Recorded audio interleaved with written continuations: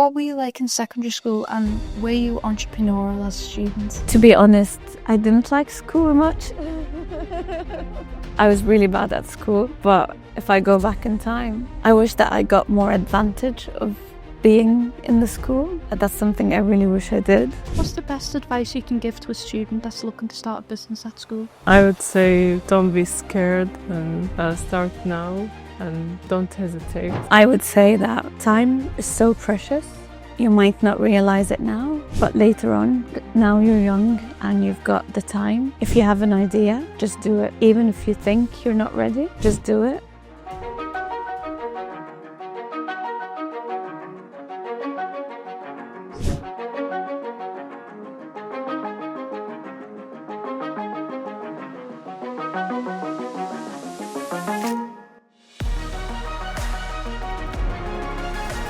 Good morning. Welcome to the sixth and final episode of the Kids Interview Entrepreneurs for the series. My name is Richard Layton. I work as the Entrepreneur in Residence within the Brett Centre for Entrepreneurship. That's part of the University of Liverpool Management School. We're here, as always, in the library of King's Hawthorne's Leadership Academy in Bootle, part of the Year 10 GCSE Business Studies class. We're here this morning to be interviewing, we've got a couple of entrepreneurs this time, which is really exciting. So we've got Noura and Fouton from Yamama, and we've got Poppy, who will be asking the questions in a moment. As always, thanks to Mrs. Hagan, the careers manager within the school, for supporting the Enterprise Education in Secondary Schools programme for Jay, helping to record this episode this morning. And so I'll hand it over to Poppy to ask the questions. So, what is Yamama, and how long have you run the business? So, Yamama is a cafe and bar. We offer food that is inspired from Middle Eastern food that we grew up to, food that we learned recipes from my mom, my grandma, and the family. We also sell handicraft products made by artisans in Liverpool and refugee artisans as well. And we host events like art events, music events. What else would you like to say about your mama? Yeah, and it's more like a space for community and to support local businesses, to support and to enjoy authentic food. We just wanted to create a warm space for people to come in, and we do get a lot of comments. When people come in, they say, "Oh, it feels like home." We wanted to create a cozy, homely vibe cafe. It is a very cozy and sort of homey space. Yeah, it's really sort of beautiful. And how long have you ran Yamama now for? Almost 2 years. Almost 2 It's gonna years. be almost 2 years. Yeah. How? Why did you decide to set up a food-based business as opposed to another type of enterprise? We thought food brings people together, and it's for like we want to bring the taste of home to Liverpool, and yeah, we thought always food will help people together. What were you like in secondary school, and were you entrepreneurial as a student? To be honest, I didn't like school much. I was really bad at school, but if I go back in time, I wish that I got more advantage of being in the school. That's something I really wish I did. Yeah. Same for I wasn't really a good student, but I wish that I was like taking more advantage and But I do remember, like, I used to be very creative in school, and I always liked projects in school. I always wanted to be involved in different things. Yeah. For me, I always used to save money. Yeah. She always had a business mind. She always wanted to Whenever my mom and dad give me the money to buy food at school, I wouldn't buy food. I would just save it for like a month, and at the end of the month, I would buy something for myself. It's cool. Yeah. What were your favourite subjects and what did you like best about school? Mine used to be art. I used to really like art. Sorry, what was the last part of the... What did you like best? What did I like best? I liked art classes a lot because I felt I was letting out all my creativity, and I can express more what I like and what I want. Yeah, and we used to have it like twice a week. What about you? What did you like the most? I think in more like the A levels part, we used to take like marketing. Oh yeah, and more like business, marketing and accounting, and I used to enjoy that sport. Yeah. What could school have done to encourage you, support you, and into an entrepreneurship more?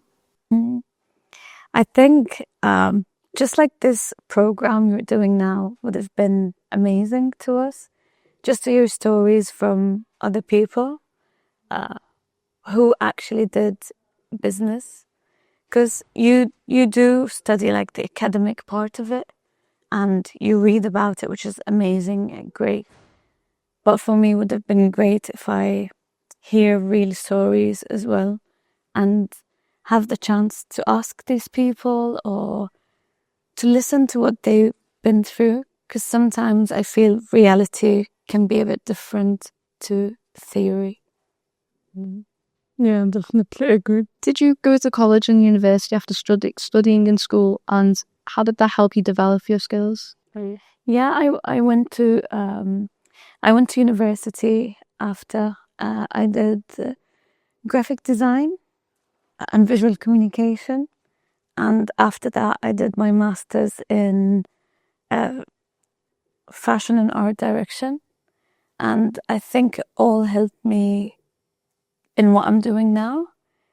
Not necessarily in terms of business-wise, but I think I developed important skills that I'm using now, and it opened many doors. I connected with many people at uni or at college, and it helped me where I am now. Yeah, same for me. Like, I wouldn't be where I am now without the university, and the university helped me a lot, definitely. What did you do before starting Yamama? Did you work for anyone else or run any businesses? What did you learn? I did work in a big company, but didn't really enjoy it. But what I learned is like how the work environment goes, and what I don't want in my work environment. And I also took different programs to become more better at entrepreneurship. Yeah, I think I've worked in different industries, and I first worked in like graphic design and freelancing. It helped me a lot to understand that there is different people have different tastes, and I can't please everyone. That's one thing. I took it with me, and I've worked in customer services, so it gave me an idea how to respond to customers and some approaches, how to deal with people, how to talk to them, how to like the emails we get, the bookings, tiny stuff like that. What's the best advice you can give to a student that's looking to start a business at school? I would say don't be scared, and start now, and don't hesitate. Yeah. I would say that time is so precious. You might not realize it now, but later on, now you're young and you've got the time. If you have an idea, just do it. Even if you think you're not ready, just do it, and you will do mistakes. Like, we should be aware that mistakes will happen, and it will always happen. But the thing is, we learn by time. We're gonna learn. Yeah, that's my advice. To just go for it and do it. That's really wise. It's a really good comment. A lot of people are really scared of sort of failure, but within entrepreneurship, failure and life in general is inevitable. So just embrace that. Unfortunately, things aren't going to go right, but still push forward and give things a go and learn and improve and take those opportunities when you have the time and when you can. Yeah, because I think my personal experience, many things that stopped me when I was in school was myself, because I was afraid of the risk. Well, now I feel like I would say to myself, like, what's the worst that could happen? And if I need any help, there's a lot of people to ask around, and they're willing to help. Yeah, I think I've learned something from you the last 2 years is always to ask people around us, always ask for help. And yeah, I used to be a bit shy. I'm like, no, I don't want to bother people. But I think you're definitely right. Yeah. What are the plans for your mama in the future, and do you believe you'll set up any more businesses? Yeah, we're hoping to open another branch, maybe in a year, and we're hoping to make it bigger, start to opening for more hours, do more events, and yeah, we're always looking to expand. We always have that. Like, we're always open to think ahead in the future and expand the business. That's all. Yeah, thank you so much. Questions? Yeah, very good questions. So we're going to open it up to the audience, hopefully. Some people in the audience, I know some of them are very entrepreneurial. So hopefully they have some questions. So anyone who wants to ask a question, start us off. Yeah, I'll come over with the mic. When you decide to launch that new branch of your business, are you worried that you're not going to have it tailored to your customers' needs? Like, yours is like a cafe type of business. Would you say it might fail, or do you think you would be as successful as your one right now? I'm not gonna lie, we do have fears. Like, to do a big step like that, we'll definitely have fears. We would definitely have thoughts, oh, maybe it's not gonna work as this one, or maybe it won't be as successful.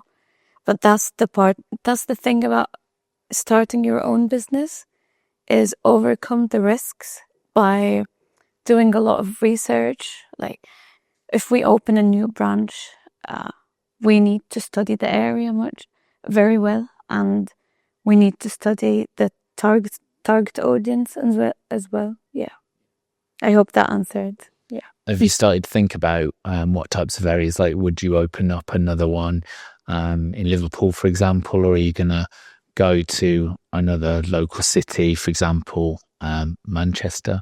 I don't think another city. We actually had a viewing, was last week. We thought maybe in Boulder Street, that would be a great location. So we viewed a unit. We're just having a thought for now, but nothing is for sure. No, it's really exciting that you're taking those steps, and obviously once you get to 3, you're then a chain. Yeah. So yeah, you'll be taking on the rest of the UK. So that's super exciting. Yeah. Other questions from people in the audience? Yeah. Go to Sir. So what is your unique selling point? What makes you stand out from other food providers? Because it's a really competitive industry. Because we serve Middle Eastern food and it's authentic, that you can't find it somewhere else. in Liverpool. I think that's the unique point. That's all homemade and it's all fresh food and fresh ingredients. I think that's the unique selling point. Yeah. Like even though it's also like simple, it's not too much oil and Like we have healthy options. It's not like fast food and I think that makes us stand out.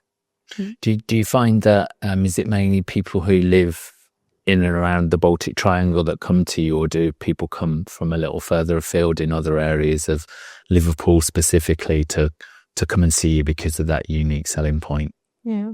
So some people come from further. Yeah. I think we've noticed depends in the like weekdays. We have people from around the Baltic, and mainly we've got a lot of companies around that they would come for a lunch break or grab a coffee. On the weekends, we do get people who are coming from other parts. Yeah. Awesome. Yep, miss. Do you have, or how many staff do you have, or do you tend to do everything yourself? Yeah, so we started only 2, just us. And then our friend, she joined, and then we became 3, and then 4, and then 5. And now we've got 7 in total. Yeah. And has everyone got a particular job to do? So does one do the accounts, or one does do the food, or do you all just tend to share it? So we try everyone to have their own station. But at the same time, there's 3 of us, me, Noura and Chun. We all know how to do the kitchen or how to do the bar, just in case if any emergencies have happened, which it happened in the past. Like someone in the kitchen would call sick. So I should be able to cover to keep the consistency. Yeah. It's really good you've got that experience as well, because obviously if you're looking to go into another site in the future, I suppose for lots of entrepreneurs, the scariest thing is scaling up. So taking on and managing more people, in addition to obviously there's risks on bringing in more funding to do a fit out and take on a new unit itself. But I think for a lot of people, it's actually taking on staff and managing those. So it's really great that you've been able to do that within the space that you are in already, because some of the unknowns aren't necessarily there. So, and because you've been operating for a few years now, you must have pretty good confidence in terms of going forward and establishing a new brand. I guess in any respects, if you're looking for another place more centrally on Bold Street, if anything, it's that you're going to be even more busy than you are. So the unknown now, or the area that you might be a bit apprehensive about, is actually just the level of business and how you're going to have to sort of react to that. So which is a positive thing. It's the type of challenge or issue that you want to have. Yeah, absolutely. Yeah. Yep. So 2 questions from me. The British in general are known to not have the most sophisticated of palates. Have you had to modify any of your traditional recipes to ensure that they are successful in a British marketplace? Yeah, so I'll give you an example. Happened yesterday. Do you mean in terms of food? Is that correct? So have you had to change any of the recipes, less spice, etc., to make them more palatable to the British? So, for example, on the menu we've got smashed avo, which any brunch place you go, you'd find it. And we thought this is a must. We have to have it. I don't think avocados grows back home in Jordan, so we're not very familiar with it. But what we thought we need to have smashed avo on the menu. So we added on it pomegranate molasses, which we use it a lot, pine nuts, pomegranate seeds. So we made it taste a bit like we had to add a twist to it that can still be on the same theme of our menu. And yesterday we had a customer who said, I never tasted a smashed avocado like this before. Because we add feta cheese on it. So that what makes it stand out and makes it different, I think. Yeah. And the second question is, in terms of the initial finance to set up, how difficult was it for you to secure the finance to actually establish your business? It was hard. It was very hard. That's the hardest part, I would say. Always the finance in the business is the hardest part and very important. We were a bit lucky that we had support from our family. And we got some funding as well. The other thing that you've got to take into consideration as well is because you were both international graduates, you're both actually on startup visa as well. So that adds another element and pressure that you're on a business visa to be able to operate here in the UK, and that actually you can only create your own living by generating funds and the cafe being a success. So I think what's even more amazing about international entrepreneurs that we have come here in the UK is the additional element there and the pressures that add on top of running a normal business as well. So it's almost like it can be twice as scary or twice as hard or twice as challenging or twice as much to think about, and things are difficult as they are without throwing other elements into the mix as well. Yeah, that's true. I did say 2 questions, but it's going to be 3. So what is the current legal status of your business? Are you a partnership? Are you an LTD? So what's your current legal structure? Yeah, we are a limited company, but we do have a social impact as well. We struggled at the start. Should we do like a social enterprise business or an LTD, like limited company? And now we are actually thinking to Change to social enterprise. What's driving that change? Because we do a lot of enterprise. We do like social impact. We collaborate with refugees, and we're planning to do more projects with refugees. So if we change to social enterprise, we will be able to show our impact more. We're starting a program, which we've been working on it for a while now. It will be like a well-being session for women. It will be held in Yamama. We're going to offer the space. It will be like an every session will be different. It could be just like a knitting group session where women can express themselves. We're focusing now on refugee women, and we're also collaborating with Refugee Action in Liverpool. They will be hosting events. We're going to do a collaboration. There's few projects coming on the way. And we thought if we change, that would help the idea more. Yeah, again, if you did register yourself as a social enterprise, like a community interested company, for example, that would allow you to independently apply for funding to run projects or programs. It's really great to collaborate with other organisations like Refugee Action, which I assume are a charity.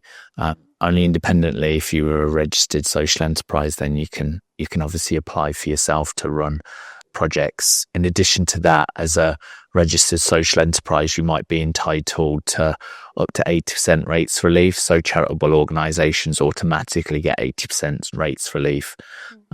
Only you do get potential to get discretionary rates relief up to 80%. So if you were a community interest company, for example, you could apply to Liverpool City Council, and it would be in their discretion, but hopefully they would recognise the social impact that you create in addition to the commercial impact. And they would give you some rates relief, which in turn you could actually reinvest to run some projects and programs. So it's almost like getting some funding back there to start up with it. And then in addition to, there are specific investors out there who are interested in social investment and getting a social as well as a commercial return. So then you would potentially become more attractive to other investors out there who want to invest in your business to help you scale not only on a commercial level, but also on a social impact level as well. True, yeah. So I think we've done all the questions. We can, go to our final.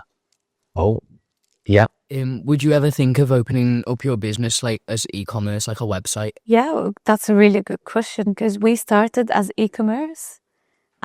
We started Yamama. Maybe this is a very important part we skipped. We started Yamama 3 years ago, and it used to be an e-commerce. We used to only sell handcrafted products, and we used to participate in physical markets, like pop-up markets in Liverpool. And it's actually on the plan. Now I'm working on a website, but it's taking ages. I'm working on a website, and hopefully we can launch it within the next few months. We will add our own products as well, and other artists, the other products for other artists or other brands on the website. So it will be both e-commerce and the physical shop. Thank you. You could also look to sell food as well, produced in other countries or by refugee businesses. So obviously you must sell a lot of hot chocolate or coffee or tea or things like that. So again, you can not only sell the artisan products, but you could actually start to sell the food-based products as well, which would be really exciting. And again, I think it's really great that would generate an additional revenue stream. So like you said, you've already got a successful business now. It was embedded in social impact. If you did become a registered social enterprise, there's additional income that you could generate there from funding to run projects or programs for refugee women. And then if you suddenly add the e-commerce in, you've got 3 revenue streams, which I think in a lot of businesses it's good to try and diversify, just in case you have a few bad months or weeks kind of here or there. You've got other income streams to sort of subsidize or fall back on. Or equally, you can lean into some of those if they start becoming sort of really successful and they can actually branch out and become their own independent businesses as well. So that was really brilliant and great. Thanks ever so much for the questions from the audience, and thanks to Poppy for asking the questions so brilliantly again. So we have a couple of closing traditions on the Kids Interview Entrepreneurs podcast. Our first closing tradition is to Simon Squibb you and ask you, what's your dream? What's my dream? Many. Is there one in particular or a few in particular? I think my dream is to live and be happy, and that's the main dream, always to be always healthy, happy, and to be able to do what I want in life. Yeah. Yeah.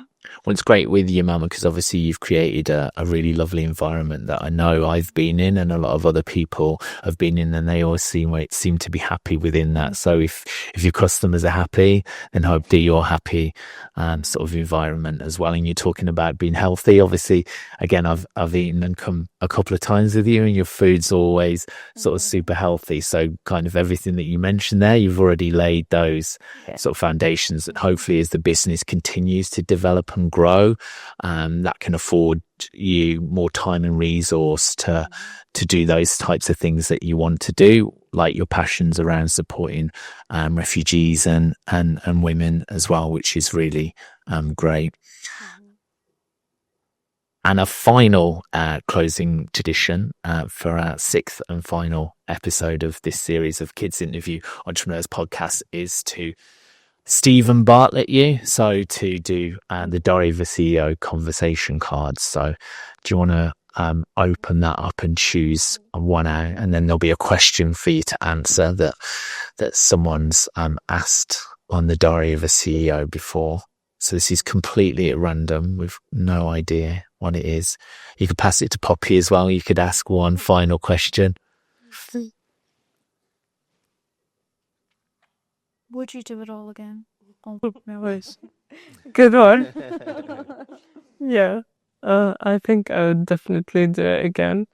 I've learned a lot, and it's been like we've had many ups and downs. It wasn't all up, and definitely do it again. I really enjoyed it too. Yeah. Same for me. I will do it again. Yeah. There's always going to be mistakes, like you said earlier, but again, it's learning from those mistakes, and it's, I've known you for quite a while now. When you were just initially doing the pop-up markets and having the e-commerce stores, so it's been really great to sort of witness and see the development of the business, and you're actually sort of now getting to the point where you're looking to replicate, create a new site. You're looking to go back and focus sort of initially around the social impact that you really wanted to create by developing more projects and programs to help and support more refugees and artisans and things like that. So it's really great, and it's really exciting, and I'm sure that you've kind of learned and made the mistakes that you've needed to continue to push forward and develop and grow the business or social enterprise in the future. So thanks again as well to Mrs. Hagan, our careers manager from King's Leadership Academy, Hawthorns in Bootle, to the Year 10s from the business GCSEs for being part of the 6 Kids Interview Entrepreneurs podcasts that we did. Again, to Jay, a philosophy master's student at the University of Liverpool, for helping us to create our initial series of podcasts, and finally to Noura and Fouton for coming in and being brave enough to be interviewed. It's been really exciting and interesting listening to you today, and we look forward to seeing you in the next series of Kids Interview Entrepreneurs. Thank you so for now for hosting us. Thank you.